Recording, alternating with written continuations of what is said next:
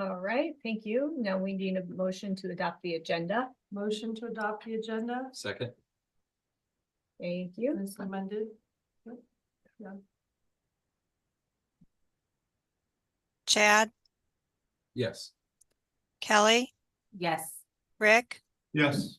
Brett, Yes. Whitney, Yes. Lori, Yes. Bridget, Yes. Right, we have a volunteer to I will. read. Okay, thank you, Rick. Southeast Polk Community School District will learn, lead, and live. Success for college, career, and civic life. Engage all students in learning a challenging curriculum delivered through quality instruction. Thank you. Please stand for the Pledge of Allegiance. I pledge allegiance to the flag of the United States of America and to the republic for which it stands, one nation, under God, indivisible, with liberty and justice for all. Okay, now we're on our public comment section. First, we will recognize the Southeast Polk cheer team for their state championship. This is the sixth. Year, but sixth title. too. Okay, oh, Yeah. so both. Would you like to come up and say anything about the, Sure. Thank you. all right, You want to have them go now? Yes. yeah, Sure. come on Yeah. up. Okay, yeah, just stand right there. That's fine. Well, first of all, thank you for having us here and the recognition. These girls have worked so incredibly hard. This is actually the first time in school history that we've gotten this many state titles in a row. It's been 5 years in a row and then with 6 titles. We've got 2 this year, 1 in our team, which is our timeout division. And then for the first time ever, we won the small stunt state title as well. So these girls have worked really, really hard all year long, not only focusing just on competition, but doing football. Aside from that, community events, fundraising. So they've had a lot to focus on rather than just the one competition. So, but thank you again for having us here and recognizing us. Thank you.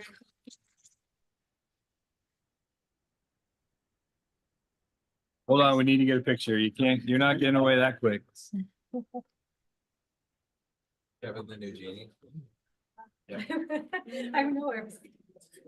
Stand back here.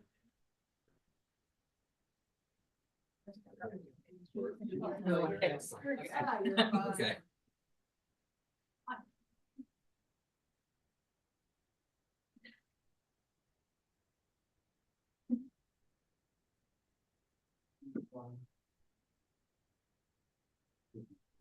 Thank you. Congratulations, girls. Thank you. Congratulations. Congratulations. Good job.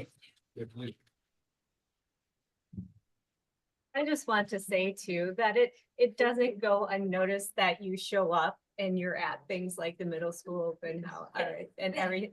So know that it's appreciated and noticed. Thank you. I appreciate that very much. Yep. Thanks.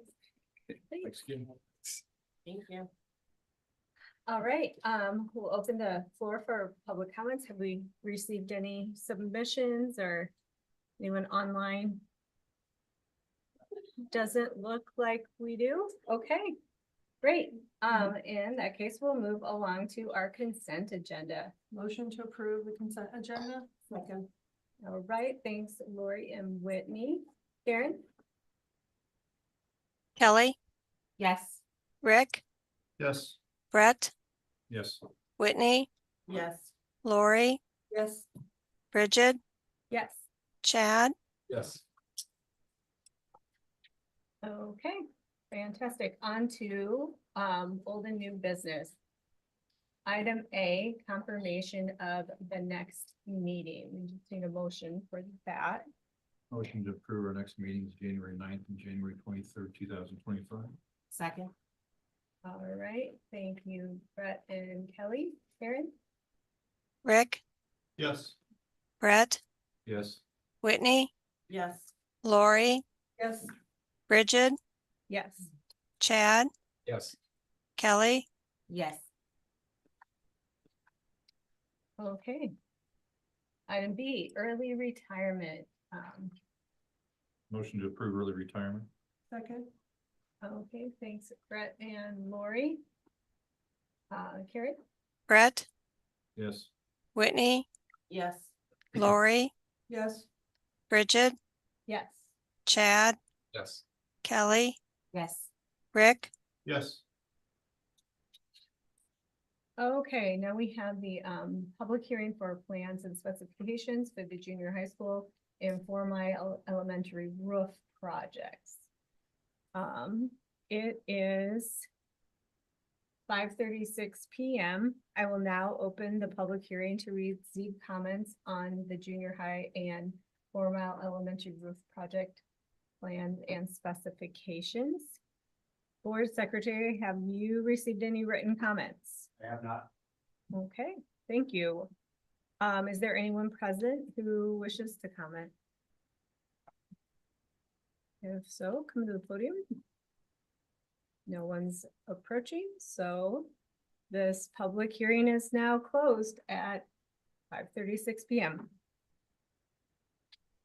Okay, next up then, that we've concluded the public meeting, is we need to move forward for approval. Motion to approve the plans and specs, junior high, 4 Mile Elementary School roof project. Second. All right, thank you, Lori and Whitney. Karen? Whitney, Yes. Lori, Yes. Bridget, Yes. Chad, Yes. Kelly, Yes. Rick, Yes. Brett, Yes.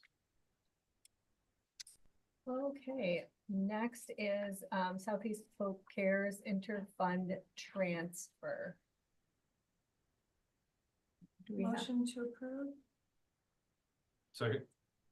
All right, thank you, Lori and Brett. And Kevin, did you have some information? Yep, just a little short information. I think we do have some a flyer on the SCP Cares Foundation, excuse me, SCP Cares at your place settings. The amount noted on the board agenda items 2,237 that sits in our accounts now, we actually had some money received during the month of November. So that actual transfer is about $196 more, or $2,333 in the student activity fund, and still $150, $54.26 in the school store fund at Clay. Mrs. Dawson, my old neighbor, Mrs. Dawson, is here today. If you have any questions regarding SCP Cares, this is a great organization. Obviously, it contributes to some of the crises that happen within our families and communities, and we just want your approval to move those monies from those activity funds and school store fund into a agency fund, which is Fund 92. I agree. It's a tremendous thing that we have going on in our district that doesn't get really any publicity, but when it's needed, it's very important. I can tell you guys a personal story about Southeast Polk Cares. Absolutely. When I finished my cancer treatment, we had received assistance. I didn't even know. I think Olivia's teachers had asked from it to help me get back on my feet after being sick for so long. And so I can personally tell you how much those funds really helped. And so I really appreciated it back then. And so I know what they're used for and how much it can affect the families. Great. It is the holiday spirit time of year. As part of the SCP Cares group, they've asked us to put a button out on our Ramble website. So if there are people out there that want to donate, either individuals, organizations, or people we do business with, you can certainly click on those buttons and donate to the group for the cause. Fantastic. Anything you want to say? What? Money. That's Ram Mall, Who cares? How long will the button be on the Ramble? That will be on there as long as we want it on there. I don't have any, I won't have anything taken down, no. Good, thank you. Are you gonna put out a link or anything on the social media page that people can share? and Good idea. link We them in will, that direction? we'll work with Jeannie to have that done. Yeah. Mhm. Thank you. Anything else you want to say? There's your platform. No, I'll be quiet. Okay. What's it like living next door? That's unusual. What's that? What's that? We'll talk. Okay. And did he get kicked out of the neighborhood? Well, thank you. I think Connie, thanks, Tracy. I appreciate the opportunity to highlight this as well, because I personally didn't know a whole lot about it. And I think it's important that we recognize, and thank you. All right, Karen. Lori, Yes.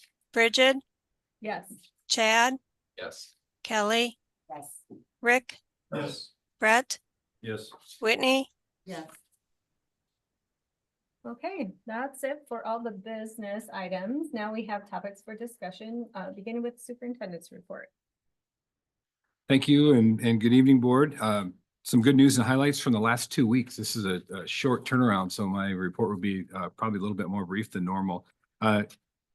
Just want to mention one more time before all of the glow moves on. The football team did win the state championship, and it was the 4th time in a row, just in case anybody didn't remember that.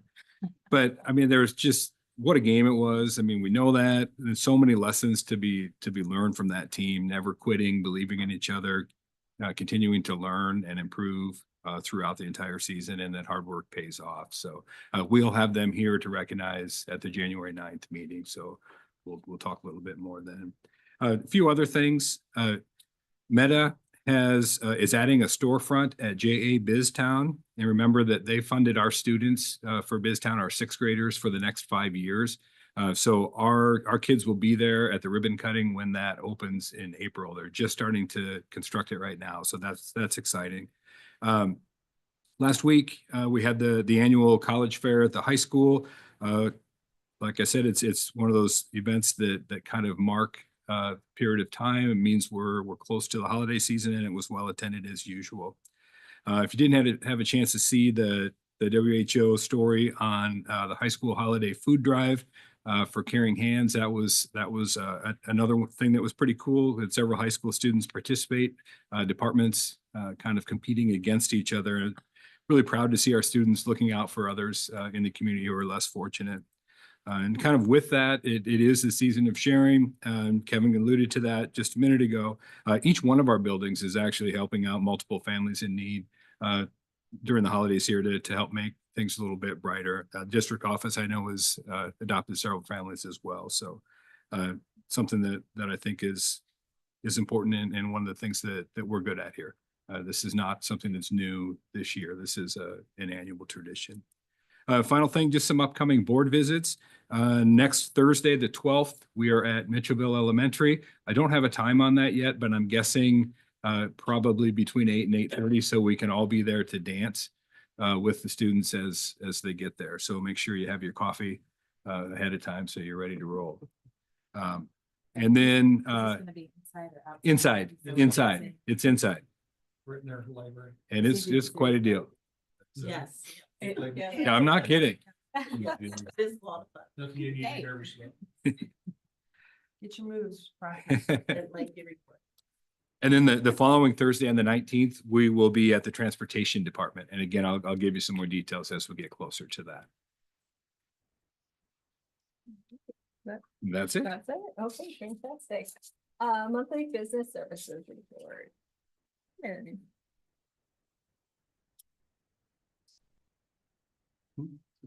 No problem. Just a few updates here from the business services area.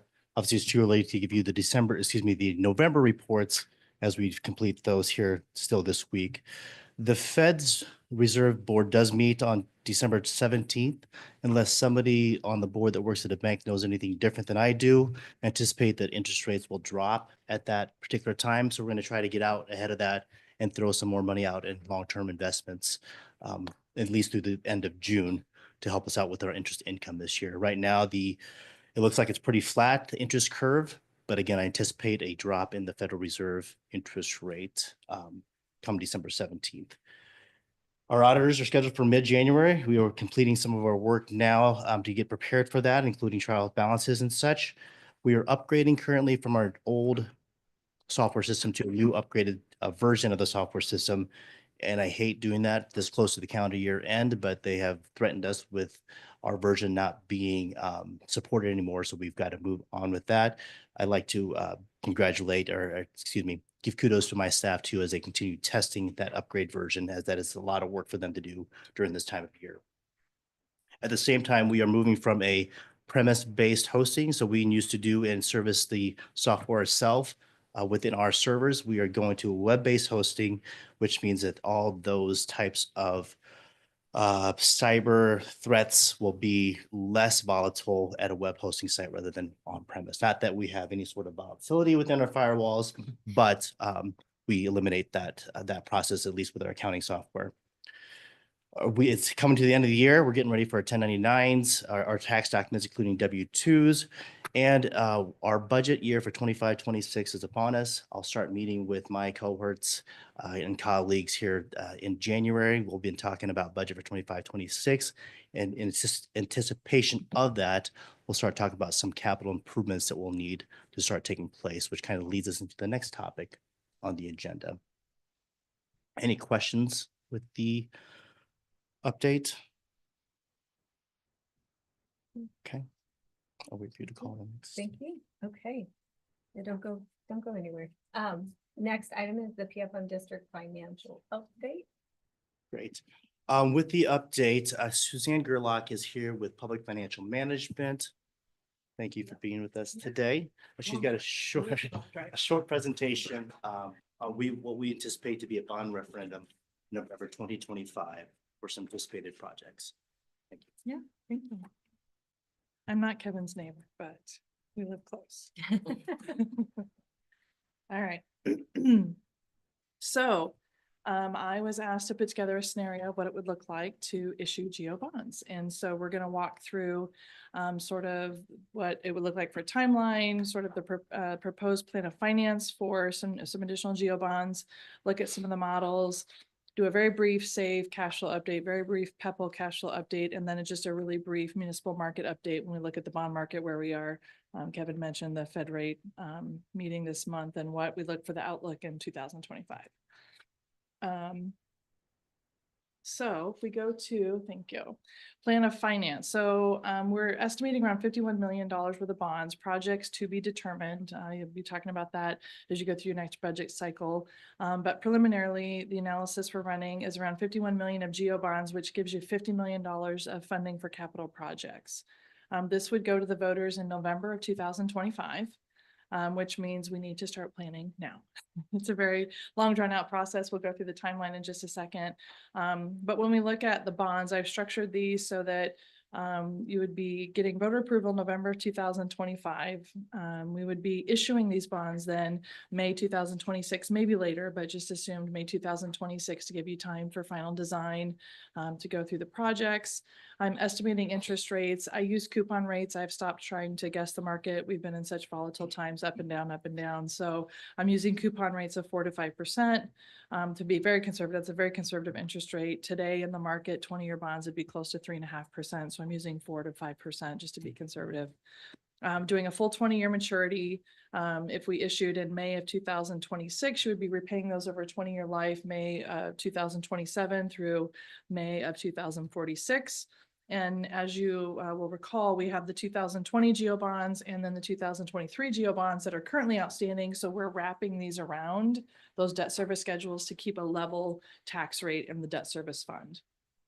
Initial discussions, we're looking at maybe 255 for a debt service levy tax rate, TBD. Again, these are preliminary numbers just to give you a scenario to talk through. And this will, we do have the option to use save cash on hand to transfer into the debt service fund to manage the tax rate year to year based on the budget. There is some capacity in the save fund to help manage the tax rate. The voters have previously approved a $4.05 levy rate. That's your statutory maximum, but where you are with your tax rate today, knowing we're not looking at a total tax rate increase, 255 is sort of the internal target that we're using. Average annual debt service, I'm estimating just over $5 million a year. And then the total GO bonds over the life of that 20 years, roughly just under $81 million in total principal and interest costs for that 20-year period. So if we look at the timeline, I guess any questions before I move off that, any questions just generally about the bonds? What's wrapping around? So you have principal that you pay once a year and interest you pay twice a year. And based on, and when we get to the model, it might be a little bit easier to see, but say you have $5 million that you're paying on the existing bonds, and now we have new bonds to add, but we don't want to go 10 million and then have the old bonds drop off and then have the tax rate go up and down, up and down, up and down. So we're wrapping around the new principal and interest around the existing principal and interest to create sort of a stable tax rate.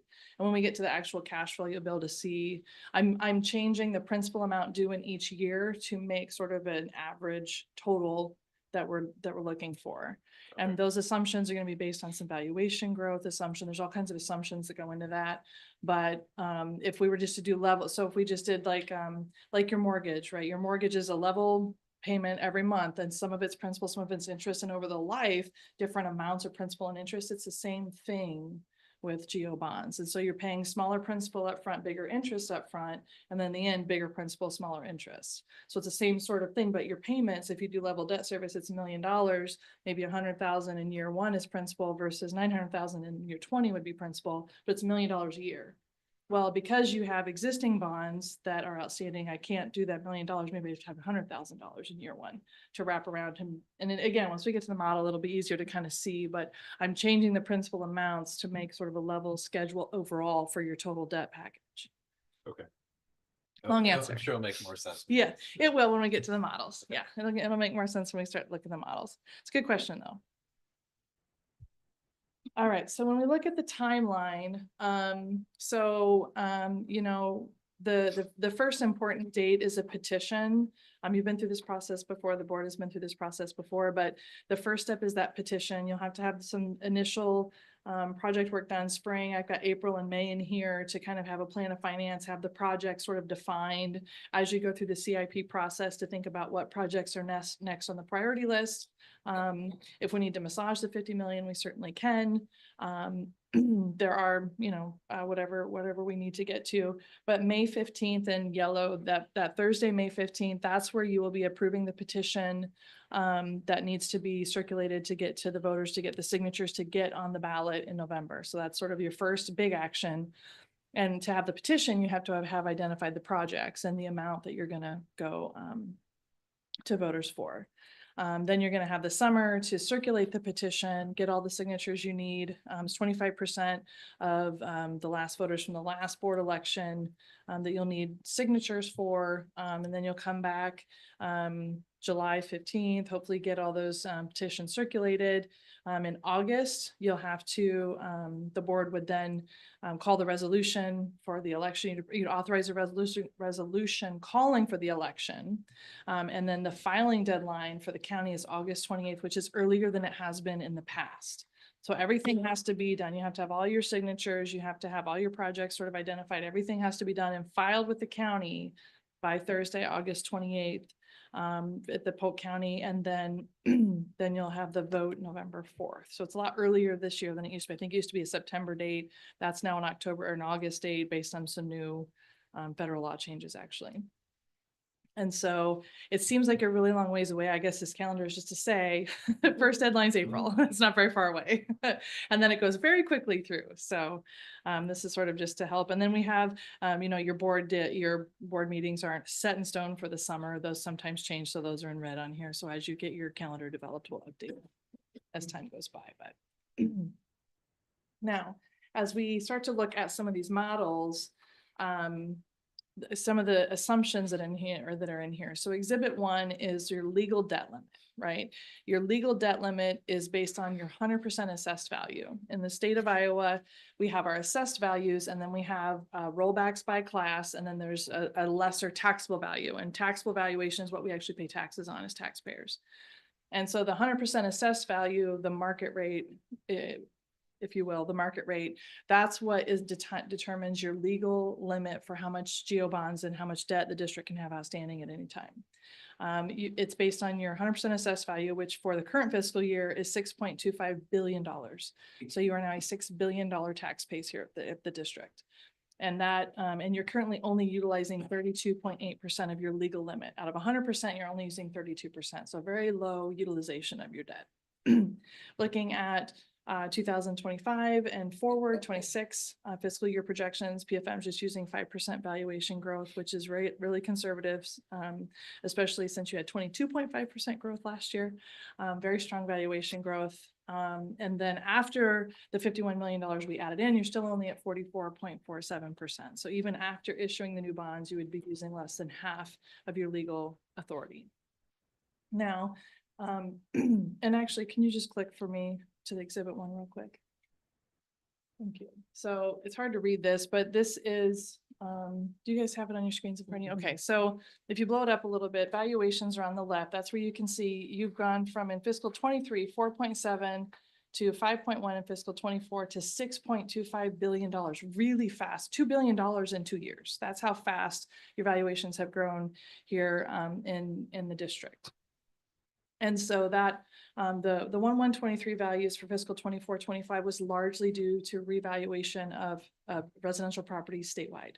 That was just part, it was 18% on average statewide. So a large share of that, but still a lot of actual new growth locally as well. As you go to the right, that means your legal debt limit for the current year under that, on top of that dark black line, $312 million is your legal debt limit based on 5% of that value. You have 83.75% of GEO and PEPL note. You don't have any PEPL notes, just GEO bonds outstanding, 18.83 million of sales tax. And so your total right now for GEO bonds and sales tax bonds, 102 million. And so of your 312, you're only of your $312 million limit, you have 102 million outstanding currently. And then if we go down off to the right, add the GEO bonds in the green column. After that, you'd have 145 million, showing you have the 44 million. So that is the legal limit. That is not what we're constrained by. You have all kinds of legal limit. Exhibit 2 is more of what we're constrained by, and that's the tax rate, right? How much is it going to impact the tax, the tax, just the debt service levy portion of the district's total tax rate? This is just the debt service levy portion of all the different tax rates for the district. Now, taxable valuation is now over $3 billion. So obviously it's less than half of your assessed value, and that's because the residential rollback is 46% this year. You're only paying taxes on 46% of your market value this year as a homeowner in the state of Iowa. That's 11% growth. That is really tremendous growth for taxable valuation. And the current debt service levy is $2.14. And so when we talk about the going to the 255, that would be going from the 214 to the 255. And in conversations with Kevin, that can be managed in the overall tax rate. This isn't going to be a tax rate increase. It can be managed between management levy, cash reserve levy, different things, different levers you have, but in your budget year, again, budget by budget, and also using some of that save cash to manage to make sure the overall tax rate remains unchanged. But the debt service levy would go from 215 to 255 in this scenario. And so if we go to exhibit 2, if you can click forward for me. So exhibit 2, and again, these are really small, so I apologize, but so this is where you can see, I don't have a touch screen anymore. So on the left-hand side, you can see where you've gone from 2.7 billion to 2.79 billion to 3.09 billion. And so still really strong valuation growth in taxable value as well. So very strong growth, 11% double-digit growth. That's the first double-digit year we've had for taxable valuation in a very long time. Now, back in 2015, when I first started working with the district, we were at the 405 for the debt service levy tax rate. So that's now fallen off the 5-year history, but we were at the 405, and we were at the 405 because we were aggressively paying off the bonds for the original high school that were issued in 2009-ish. And we aggressively refunded, and we aggressively paid off, and we maxed out the 405 levy to aggressively pay off GEO bonds, and they were actually all paid off before the call date. So you had really been aggressive, and we had my career high record savings. It's still my case study for refunding savings that I used 40% savings on those original bonds. And so all that to say, this isn't the highest tax rate. When we talk about 255, you've been at 405 in the past. So even though 255 might seem a little bit higher, it's much less than where we were in the beginning, but there was a lot more debt outstanding at that time. So, and you weren't a $3 billion tax base. So as you can see, the tax rate, I've just locked it down in blue, $2.55. I'm bringing in $550,000. This is just rough numbers as an estimate of save cash each year. And then on the right, you can see the 2020 A bonds, 6.4 to 8.7 million in debt service payments each year, not level debt service. That was based on the premium received because we kept all the premium we could on those bonds because that was when we were in lovely and construction inflation nightmare where everything suddenly cost way more. So we kept all the premium, which created this really unusual structure. Even though we had started with level debt service, we ended up with something where we had much higher debt service in the back. And then we came to 23, issued the rest of the remaining authority from voters that was given in 2020. And so outstanding, you can see in the outstanding geo debt around 6.9 million in fiscal 26, peaking at 9.3 million in fiscal 36. And so that's what I'm saying. We have existing debt that we're wrapping around to get to something that we can kind of grow into, if you will. And so if you go to the column in the green, I am structuring these bonds with principal and interest to try and create something where we can keep that 255, only take 550,000 of save and still get all of your projects funded at $50 million. Now, if the number is more than 50 million, we're going to have to either get creative, we're going to have to look at something more than 255, or we're going to have to look at putting in more save dollars. You have lots of save flexibility. So I'm not concerned at all around $550,000 of save cash. Kevin, that's my thought. Kevin gets the final say. So this is my thoughts, but and then I'm also using, if you go all the way to the right, you'll notice surplus deficits. There's been a pretty substantial amount of cash in your debt service fund. And that is from interest rate savings between doing the refundings, interest earned, and the backfill. The backfill doesn't get budgeted, but it goes into the debt service fund each year. So now we have this cash balance that can only be used on debt service. This money in the debt service fund can't be used on anything other than debt service. So we're going to draw that down to buy down the levy, right? Because we may as well use it. Why wouldn't we use it?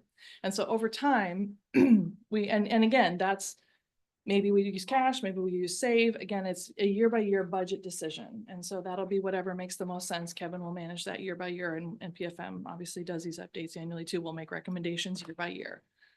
We are assuming 5% growth in taxable valuations again. And so if we get 2% in 1 year, we'll adjust. If we get 7% in 1 year, we can adjust as needed. So lots of flexibility and lots of options, I guess, is what I'm saying here. Does adjust mean that you take more saved dollars? Or less. Yeah. Or less. Yeah, because we have cash balance and we have saved dollars, right? Because we've got $2 million of cash here. And, so do I take 550 the first year? Or do we use more cash the first year? That'll be a budget discussion. It'll depend on what projects are being cash funded out of save. And what cash balances are. That surplus, part of that is like we receive the money for the bond and we're not spending it right away. So we're investing it and we're getting. Yeah. So A part of return it's on that. investment income. Part of it is that debt service was lower in a year than what was budgeted because of refunding during the year. And then thirdly, the backfill is going in here each year, that it's the commercial industrial backfill that the state gets. So there were funds being transferred into. So if you look in the other revenue fund, it's the culmination of all those different things. So you got 500,000 1 year, 770 1 year, 119 1 year, 411 1 year. Those are those other funds. It adds up pretty substantially over time. And so the backfill, it's rolling away. That'll go away eventually, but interest has been really strong. So you went from interest income of 119,000 to 400,000, and that's substantial. But you don't know what you're going to earn until the end of the year. You don't know it in the beginning of the budget. And so cash is sort of stockpiled a little bit, which means flexibility in your tax rate. So. Yeah. So I think that kind of answers my question, but I just want to verify it. Sure. So I think what I heard was the 51 million is enough for the projects that we want to do. Mhm. But if for some reason we have, God forbid, we go back to 2020, because when we did the last bond, we didn't expect that, and then prices went up. Yeah. So the save money would help us in that. Essentially, that if we have costs go up, we There's- use yeah. save money to do that, or other projects that we might need. So Yeah, there's no new bonds planned in save, and so there is cash flow, and we'll get to that. Yeah. I should just- That's actually, Mr. Handy, thank you. That's a real life situation that we had because of COVID, because of those costs. We were slated to do the administration building that we're doing right now with mostly bond money. But because that's been used up, that building right now will be mostly paid with save dollars. So The idea is that what Suzanne's been talking about is the idea is we tasked her to do what's the highest bound amount capacity that we have for us, for me to be able to manage the overall tax rate, so we're not raising taxes.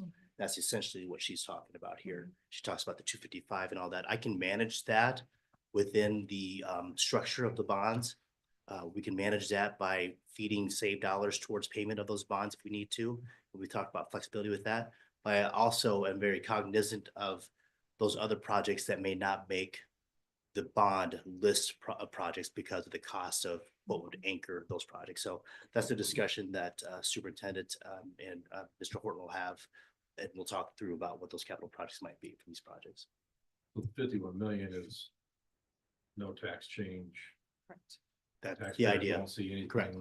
No overall tax rate change. We can, No overall tax rate increase.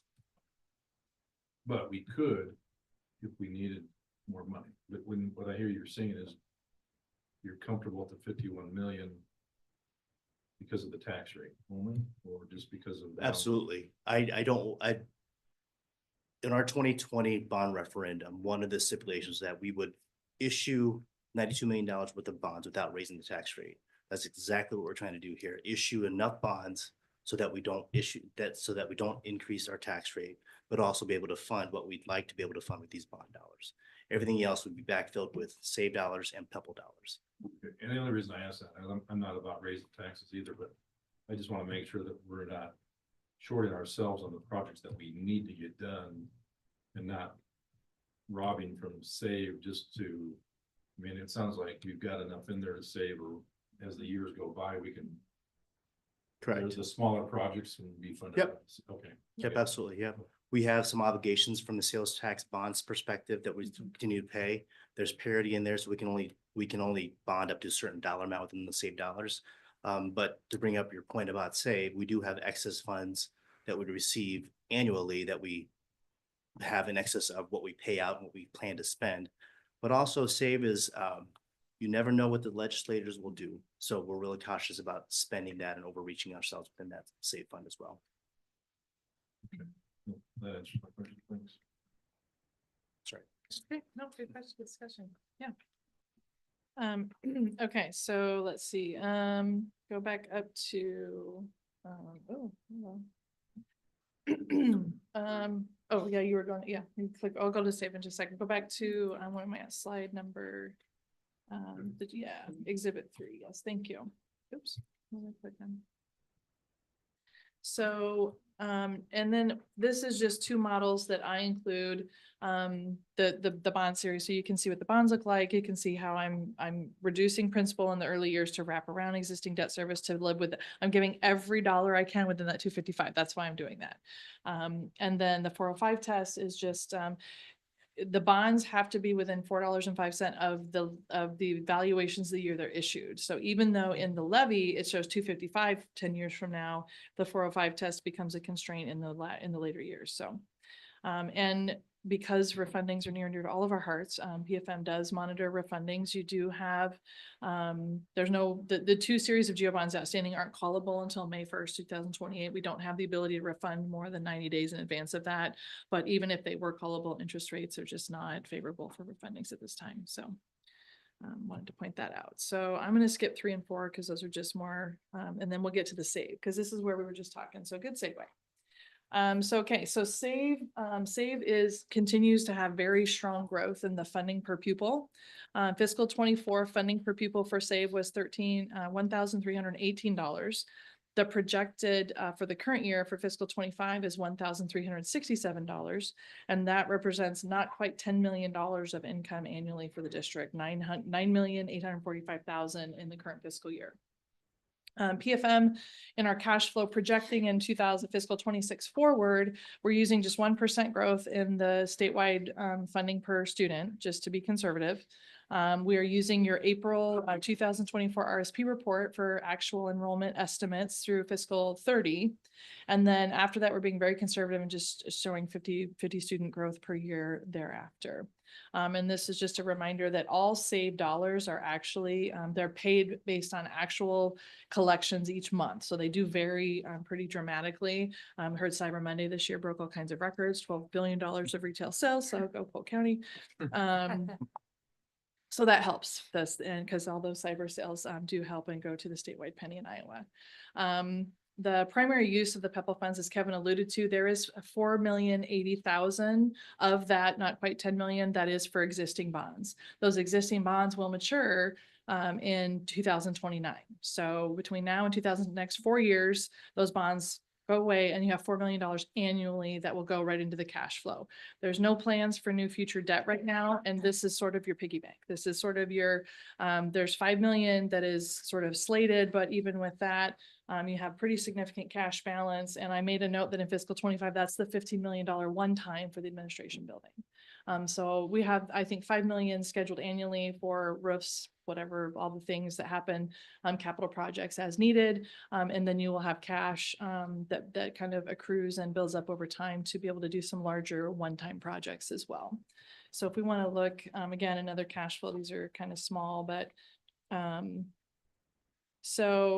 let's see. So in fiscal, in the middle of the page, in fiscal unaudited 24 and budget 25, we have so I'm looking at budget 25, 9,845,000 is your enrollment of 7,199.6 students times the 1,367 funding per average, the funding per pupil, 9,845,000 interest earnings. Even at 4%, you're going to earn around $800,000 of cash on your interest on your investments this year, as long as interest rates stay at 4% or higher, depending on where we are and where you're invested.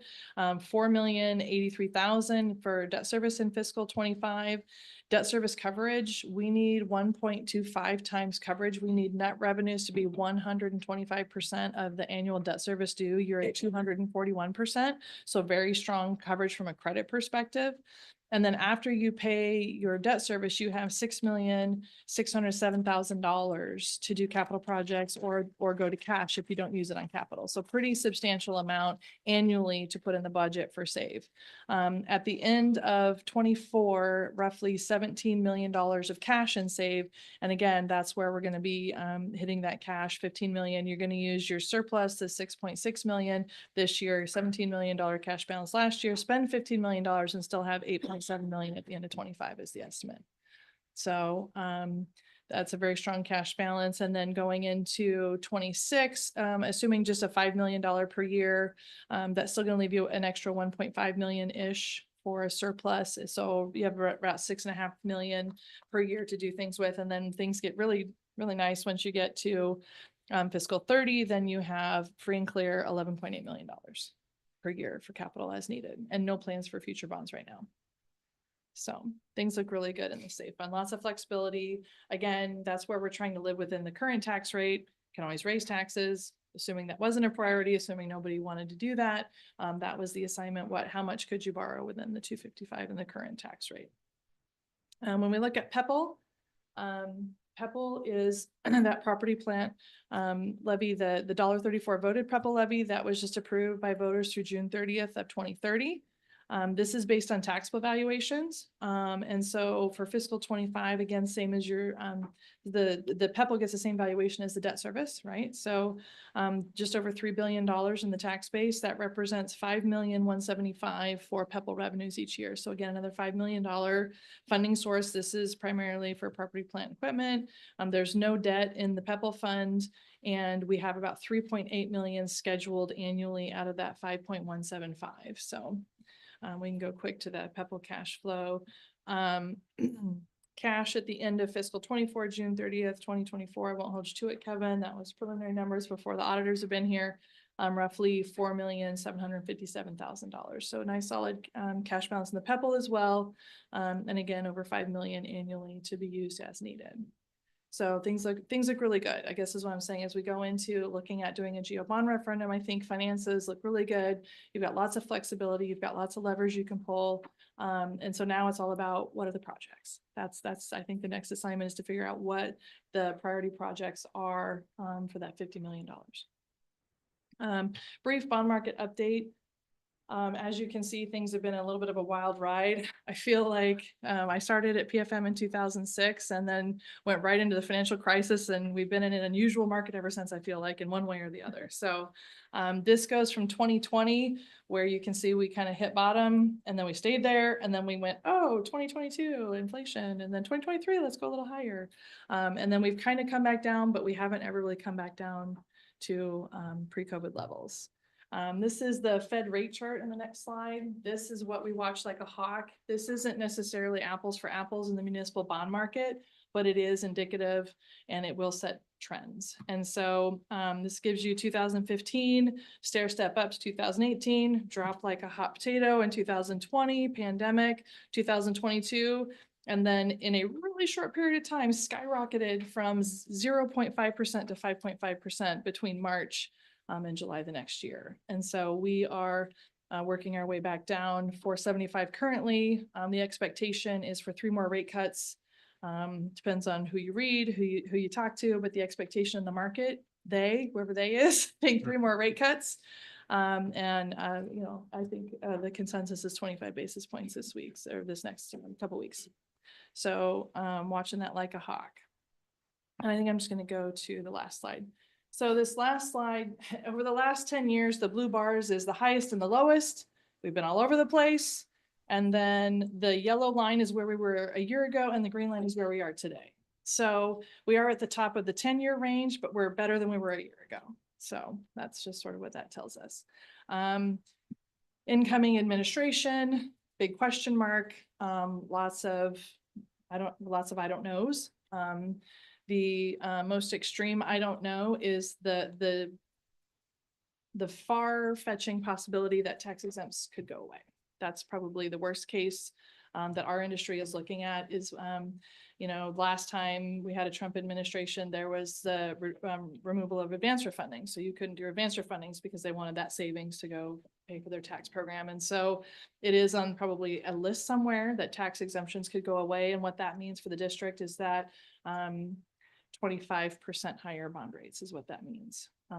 That's sort of a worst case. That's not necessarily something we're watching like a hawk. Obviously, that's the world we live in every single day, but it is out there in the realm of possibility. But other than that, the economy, yeah, I mean, I think growth is contracting, but I think the soft landing, I think we're kind of landed, pretty close to landed, I would say.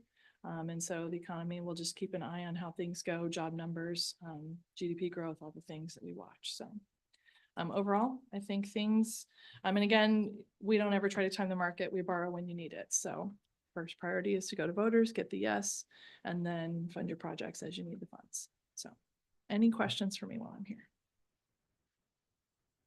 There's a lot of things that you said that I don't completely understand. Oh, okay. So I'm gonna have to study Apologies. this a little bit. No, Yeah. it's just a lot, but a lot of numbers, but it sounds like what you're saying, just to summarize and overgeneralize it, that we can do this $50 million deal without raising or increasing the tax Yes, rate. correct. And you have a lot of different tools, or we have a lot of different tools, levers that we can pull to adjust depending on market conditions. You've put conservative numbers everywhere. Very conservative. So like it would have to be worst case scenario for this not to work out well for us. Correct. Right? Like Correct. we'd be in really good position to, barring something drastic, to be able to maintain that tax rate and wrap around these bonds and level everything out. Yeah, see, Make it there you go. good. Talk the talk. Okay, yeah. The perfect summary. Thank you. Perfect summary, yes. And you're in very good financial health. That's why I want you to hear that too. You're in very good financial health. Things look good. Kudos to staff. And your superintendent for doing a very good job of keeping things very good here. Yeah. Thank you. All right. Thank you. Thank you. Yes. Okay, next item on the agenda is dropout prevention at risk program plan. Who do we have? Something. We're deciding who's coming up.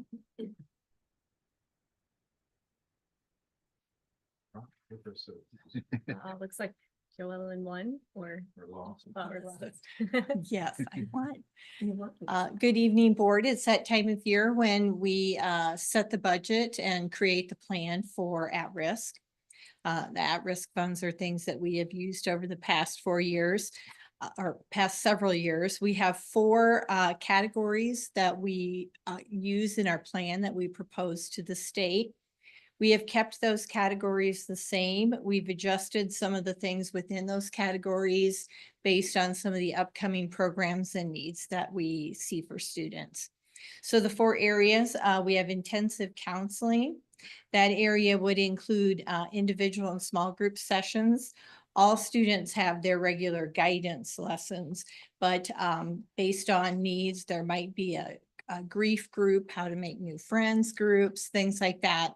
And that would be covered through the at-risk funds. There's the academic intervention and support. And so that includes any interventionists that we have, might have for reading and or math, the academic support labs that we see specifically at the secondary. One thing we did add on there were attendance success plans. So when we move into the family engagement meeting, there may be plans for additional support for school that students may have missed. And we can use some at-risk funds to help support that. And then also extended learning. So any kind of learning Saturdays, after school, before school, or in the summer. So extended learning is an umbrella that really covers any kind of academic support outside of the school day. The third area has to do with credit recovery and credit expansion. And these components and areas will go towards some of the new programming that we're having, the drop-in programs, et cetera, to support students in flexible pathways to meet their requirement for graduation. Could include online learning, as I said, the flexible learning pathways, as well as any dual credits from DMAC that we partner with. And then the fourth area is one that we've had for quite some time, and that is harbor programming, the alternate programming that focuses on expeditionary learning and integration of the subject areas around an inquiry basis. So while the 4 areas remain the same, we know that we will have, try to keep those specific enough to meet the needs, but broad enough to adjust to what we see that our students need moving forward. Our list shows 6. What's that? Our list shows 6 things. The other 2. Oh. Oh, yeah, that comes from Title IV. Sorry. So that comes from Title IV as well and is combined with that risk. So extended learning I included in the academic interventions and support, but we can pull that one out individually. And then the other one is student safety and community relationships. I just embedded mine in 4, but yes, there are more.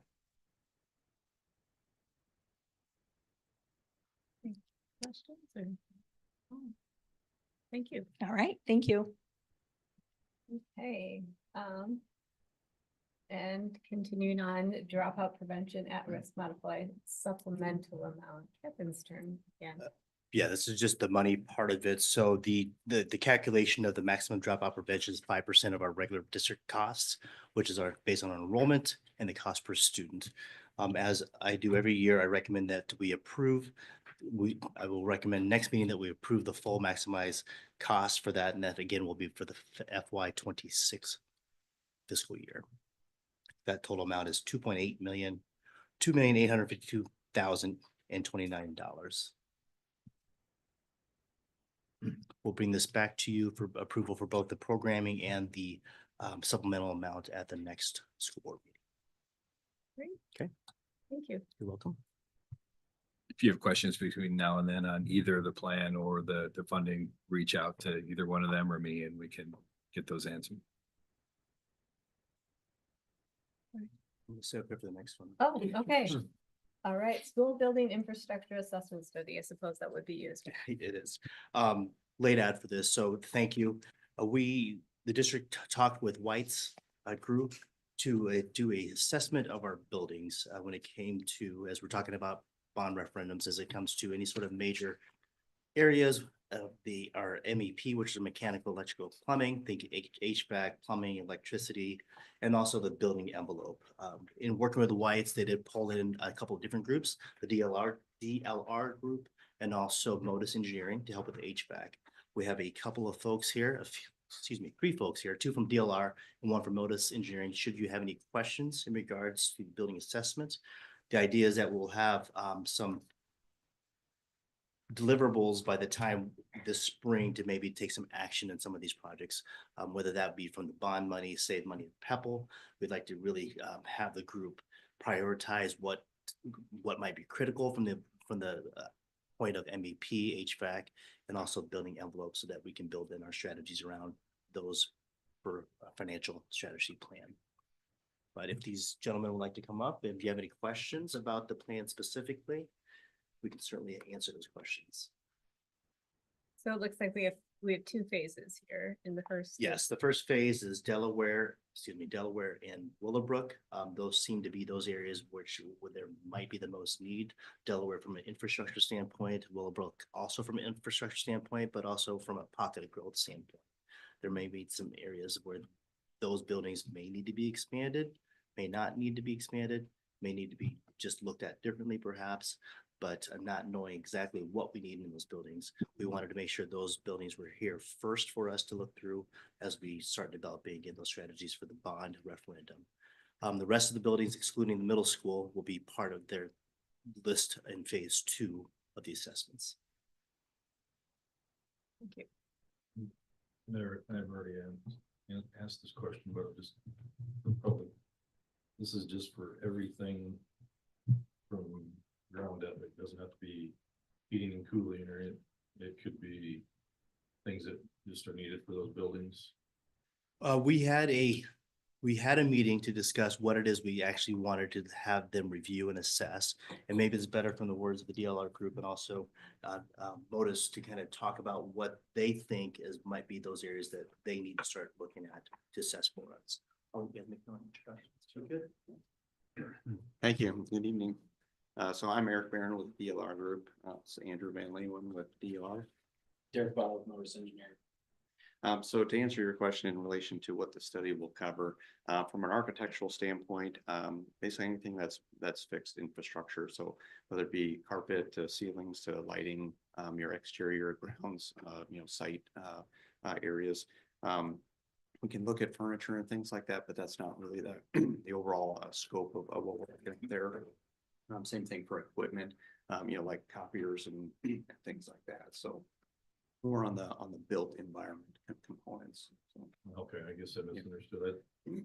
At one time we talked about like cabinets, desks, those type of things that were needs of buildings, because a lot of our newer buildings obviously get it, and then the older buildings kind of get. Sure. Cabinets would be part of Yeah, that because that's fixed. Yeah. Oh, that. Okay. Yeah. Just maybe not the desks or the. Yeah, anything, I would say a good test would be anything movable, within the facility. So whether it be tables and chairs, copier equipment, computer equipment, things like that all kind of falls into a different realm. But yes, cabinetry, built-in, high-low cabinet, whatever that may be, that would certainly be included. Yeah, I guess that's what I was thinking. It's just kind of like some of our, those older buildings that may need some remodels that have been maybe touched up a little bit here and there, but yet haven't really been. I know Altoona got kind of a remodel. I don't know, was it 5 or 6 years ago or something? Willowbrook too is, I've been here for their. Well, they added on the gym, but I mean, I'm talking like a real, Sure. going in there and gut it out. Yeah. New classrooms, because that had the bifolded walls and things like that. So. Yeah, and those types of things, walls, movable walls, that would all be kind of looked at and figured into that assessment.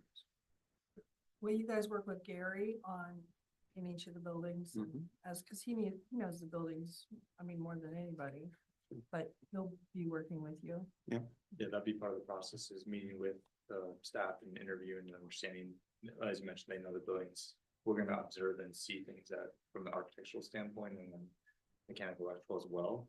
But leaning on that expertise of the building managers and custodians, et cetera, is critical. Jason's team from the low voltage standpoint too, for safety and security, communications and things too.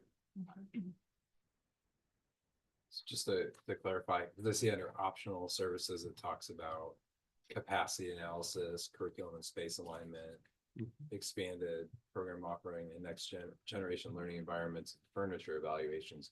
That's under optional, so that's not part of what we're currently talking about, right? Correct, correct. Yeah, really what you're looking at here is more the built infrastructure. Now, while the educational adequacy looks at that, that's more about program analysis and how you're using your spaces in relation to the curriculum that you're delivering. Yeah. Expand anything on that? Yeah, as part of like the facility assessment, I think of like warm, safe and dry, and like code compliant things, et cetera. The educational is how well is that facility supporting your teaching and learning, and getting into things like furniture. Furniture has a huge impact on the flexibility of space, how it's used. Those are things that can be added if you want us to assess that as well. But for the initial proposal, it's just kind of looking at that facility assessment, not the educational components of that facility. Okay. I know you've worked with RSP on like capacity and demographics as well, so we don't want to double up anything, but we can work with that too if desired. Okay, and so like the cabinet example, like if the cabinets are kind of old, but they're fine, like they're functional, then you guys probably aren't really evaluating that. But if they're like falling off the wall or there's a structural issue, is that an accurate description? In each category that we'll review, carpet, for example, like that carpet has a lifespan, and we can, part of the assessment will say that needs to be replaced in 10 to 12 years or within the next 3 years based on its current condition. Casework, for example, likewise, as time goes on, while it's not an immediate need and immediate thing to address in the next 10 to 15 years, let's put that on that tier of improvements. Okay, so like attached, like if you were to sell the building and it's gonna go in the sale versus like Yeah, furniture. take the building, put it upside down and shake it a little bit. Right, Whatever right, comes okay. out is not gonna be like the loose furniture items. Okay. Now we can, as I mentioned, furniture, that's a huge impact on use of space. But for now, it's just kind of the warm, safe, dry, code related infrastructure items. Okay, so the end result is like for the first phase, Delaware, Willowbrook, you're gonna do this analysis. We're gonna have some kind of a report that's prioritized list of things from you need to get on this right away to it could probably wait 10 years. And then that way we can take that and build that into our kind of annual project assessment. Exactly. Gary, do you have anything to say? No, I look forward to working with them. Okay, I know we worked with you before with White's, when we had the assessment through all the district before. I've worked with DOR in the past, worked closely with Notice for several years. Okay.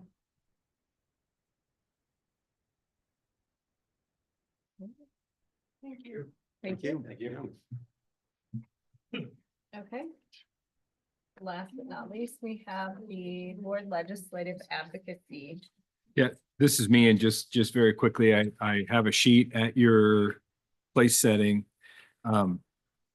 Several of these things have already happened over the course of this year, but I do just want to outline a couple, highlight a couple.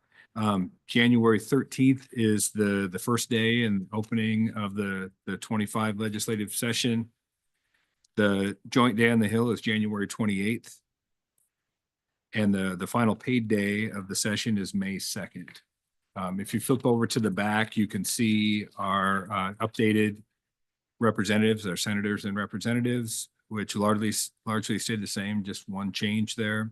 And then also the more detailed session timetable schedule of what happens throughout the legislative session. So I just want to make sure you had that as a reference point and can work from there. Sure. Okay, that's all of the agenda.